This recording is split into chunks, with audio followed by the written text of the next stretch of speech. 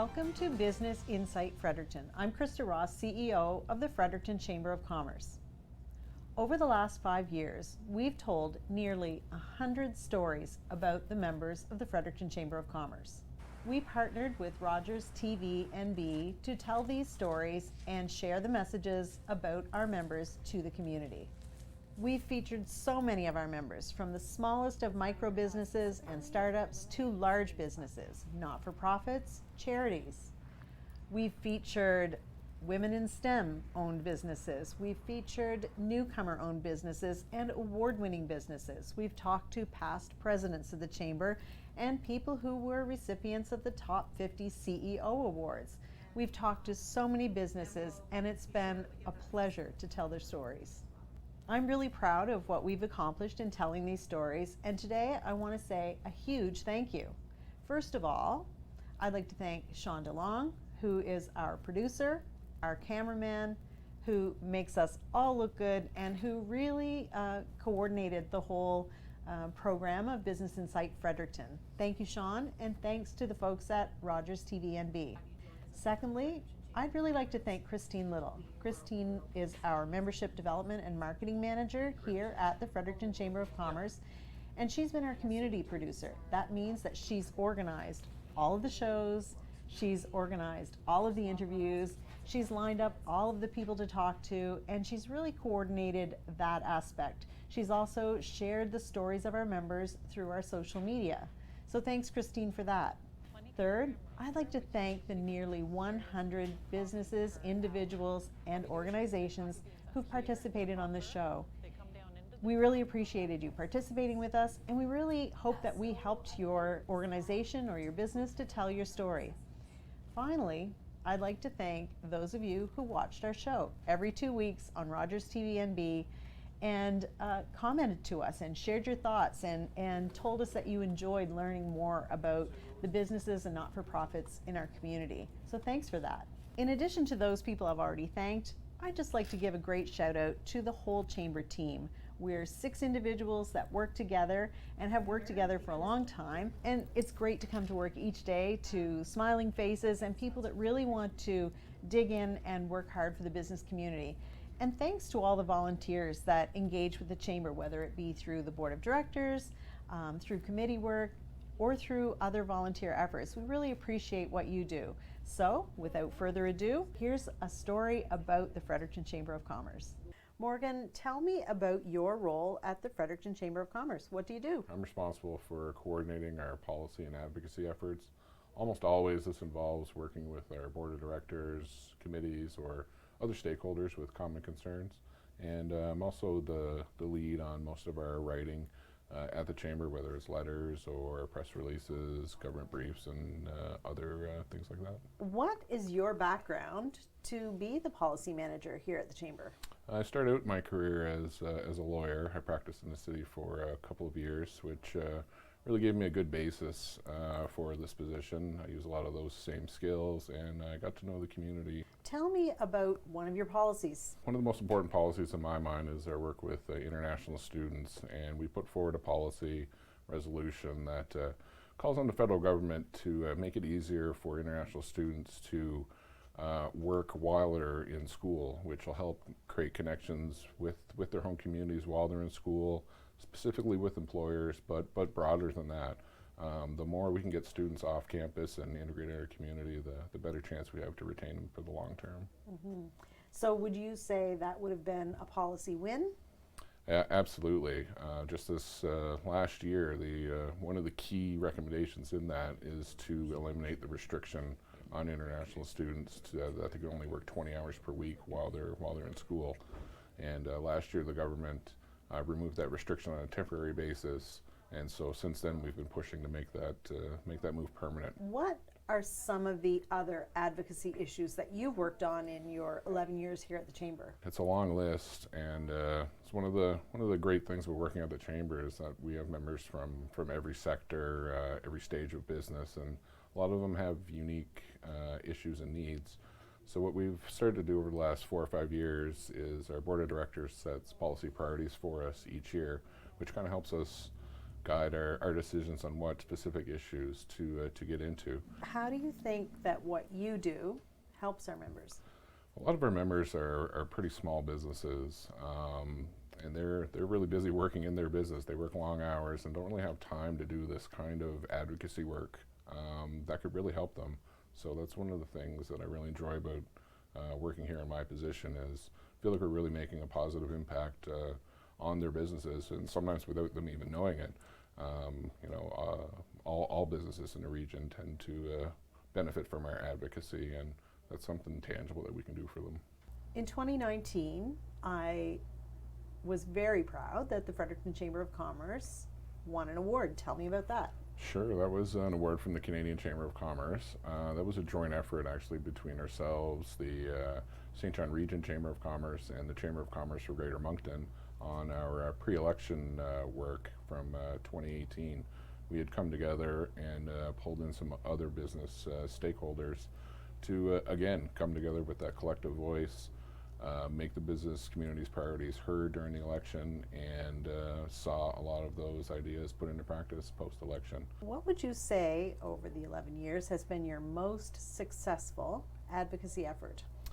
The first thing that comes to mind, I think, is Work Safe New Brunswick rates. About 5 years ago, there were some legislative changes brought in by the provincial government, which produced a lot of unintended consequences, and rates nearly tripled over the course of 1 year. It was a real crisis for businesses across the board, so we really acted quickly, decisively, got a very large group of stakeholders together, worked with them, and to government's credit, they really listen, they recognize the issue, and also act relatively quickly for them.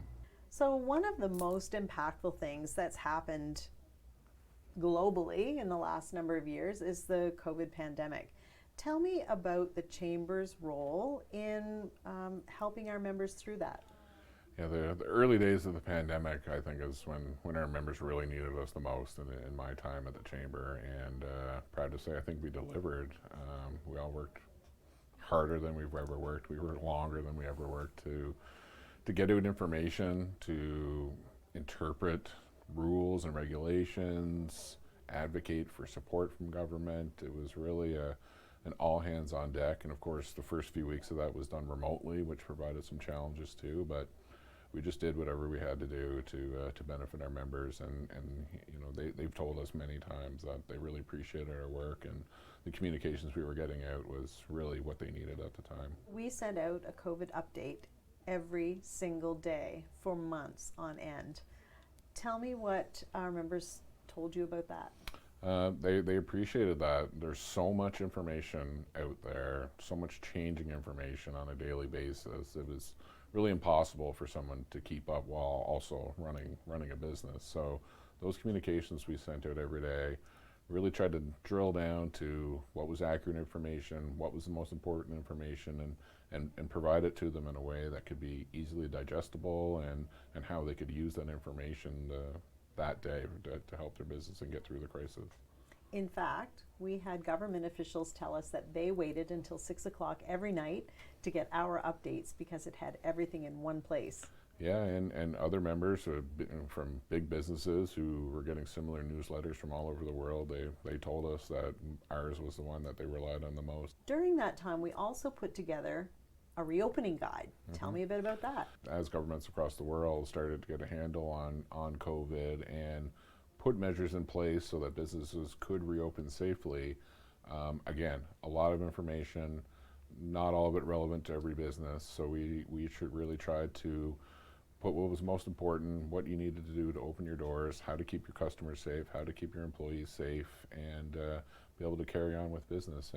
And again, we definitely got a lot of feedback from members that they got a lot of value out of that document, and from across the province, not just our own members, but of course we're happy to share that with anyone that would help. Our members really benefited from having that information in a clear and concise way.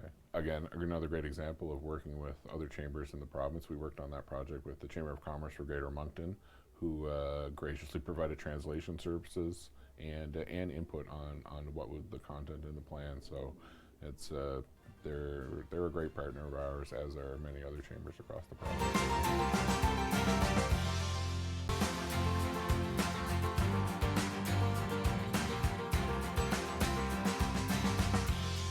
Next year, in 2024, the Chamber will be celebrating 150 years serving our community, and that's a great story to tell. Our Chamber has more than 1,000 members. We are the largest Chamber of Commerce in New Brunswick, and we're one of the largest 25 chambers who are part of the Canadian Chamber of Commerce as well. Next, I'm talking to Christine Little. Christine has been our Membership Development and Marketing Director here at the Chamber for 10 years. What are your key responsibilities? My key responsibilities are to look after membership, not only recruiting new members for the Chamber, but also retaining the wonderful members that we have. If members have concerns, I'm happy to help them navigate, stick handle any issues they may have. Also offering the opportunity to go ahead and receive the various benefits that we have. Could be things such as a group health insurance plan, merchant discount providers, and there's quite a plethora of membership benefits that we offer to our members to save some dollars. So during your time here at the Chamber, we hit the 1,000 member mark, the elusive 1,000 members. Tell me how you felt when that happened. Oh my gosh, that was a great day. We were hedging up to it for a little bit of time. We were kind of all around there, and when we made that mark, it was the entire staff. It wasn't just me. We were thrilled. It was a long-standing goal that we had tried to achieve, and we finally succeeded. We were pretty ecstatic. So tell me, Christine, why should a business or a not-for-profit join the Fredericton Chamber of Commerce? We offer many benefits to save the business and the not-for-profits some money. There's wonderful networking opportunities. There's also, we offer educational seminars for members to learn different things that are taking place, new technologies, new ideas. It's a wonderful opportunity to learn. Tell me what you think is the most important thing that the Chamber does. One of the things that we do really well is we are very connected in our community with the business community. So it's a great opportunity for us to be able to be, we are, boots on the ground, if you will, out in the community. We also have a great open door policy where if a member needs some advice, maybe struggling in some areas, we're here to help them. And we, as a team, love nothing more than helping our members grow, succeed. I know one of the things that you manage for the Chamber is social media. Tell me about that. I do manage our social media. We're on 4 platforms, which would be Facebook, Twitter, LinkedIn, and Instagram. We follow our members, and we encourage our members to not only follow us, but also if they're doing events, offering some advice, different times of year, there may be things going on. We are more than thrilled to help our members with us sharing their messages, they themselves getting further reach, helping us market their information as well. One of the things that the Chamber does is develop leaders in the community. Tell me about your perspective on how the Chamber does with developing committee members, board members, and so on. How do you feel about that? We're very fortunate. We are a leader in our community, and because we are a leader, it speaks in the volume of the volunteers that we do get to sit on the numerous committees that we have at the Chamber. We have great quality board members as well. Every year when we put a call out for members, we never have any problems being able to fulfill those roles. One of the things that, of course, the Chamber is known for is great quality events. Mm-hmm. What's your favorite event? Oh, hands down, my favorite event is the Business Excellence Awards. I've said it many times before, and I'll say it for many more times to come. It's a great opportunity for us to be celebrating our Chamber members in a wonderful evening. Well, thanks, Christine, for sharing your Chamber story, and also for all the great work you've done on Business Insight Fredericton over the past number of years. I personally have learned so much from so many of our members, and the wonderful things that they have done and continue to do to make our business community the success that it is today. Next, I'm talking to Wendy Morrell. Wendy is the Operations and Communications Manager here at the Fredericton Chamber of Commerce, and she's been with the Chamber for almost 20 years. Wendy, tell me a little bit about your role at the Chamber. My title is Operations and Communications Manager, and so it's kind of a two-part job. On the operations side, I try to ensure that the place is running smoothly. I work closely with our wonderful landlord to make sure that our building, everything, our office is the way it should be. Everything is moving smoothly, I guess.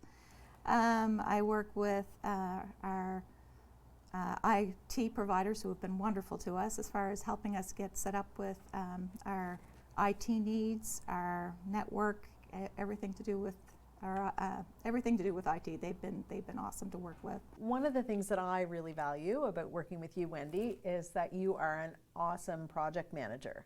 So anytime there's a project, you tend to be the one to stick handle it. So I'm interested in having our viewers learn a little bit about one of our exciting projects, which is accreditation. Tell us about that. It means we're putting a package together basically of all the different things that the Chamber works on throughout the year. And they judge that, I guess, according to their rigorous policies and procedures against other chambers of commerce.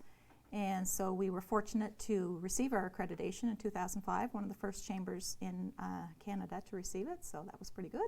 Every 3 years since then, we have to do an accreditation package, which is great because it makes sure that we're up to date on everything. Well, one of the things that I'm proud of too is not only are we accredited, but we are accredited with distinction, which means that we're one of the top chambers in the country. Right. And recognized as having best practices in everything that we do. So I know one thing that was a project that you managed that really helped a lot of businesses was the COVID testing program. Can you tell me a bit about that? So I remember when it was the day before everybody was sent home for COVID, and we were all sitting around a table trying to think, oh, what can we do to help the business community? We don't want to see businesses closed. You know, what can we do? And I remember that we were so happy to find a chamber in Ontario that was actually running this program. And so we kind of said we got to get on board because we got to be able to help our members with that. So working with the province of New Brunswick and the Atlantic Chamber, we were able to pull the program together. And so we gave out nearly 200,000 COVID tests to business owners, businesses all over New Brunswick, really. There was the majority inside the Fredericton area, some in Miramichi, but really different places across the province. So it was a great way to help keep our communities and our members safe. For sure.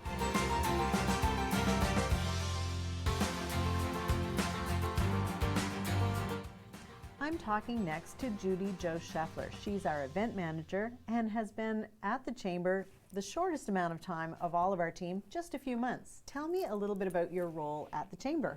My main responsibility here at the Chamber is to plan and organize and execute our annual major events along with some of our smaller events here at the Chamber, as well as like securing sponsors for each of those events and ensuring that they're happy and that all of their deliverables are met for the event. So tell me about the different events that the Chamber does every year.